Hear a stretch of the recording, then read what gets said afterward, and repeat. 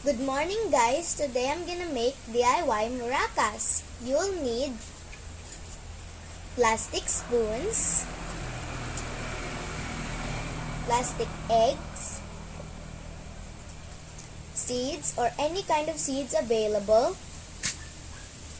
scissors, and tape.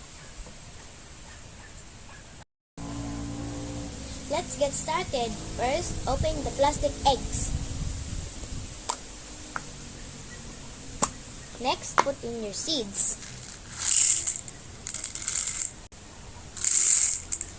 Close the plastic eggs.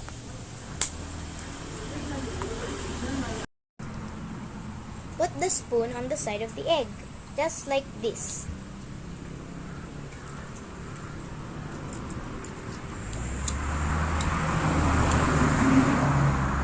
Put tape around it and on the edge too.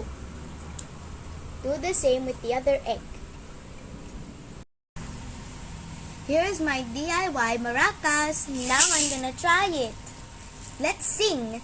Jingle bells, jingle all the way. Oh, what fun it is to ride in a one-horse open sleigh. Hey, jingle bells, jingle all the way.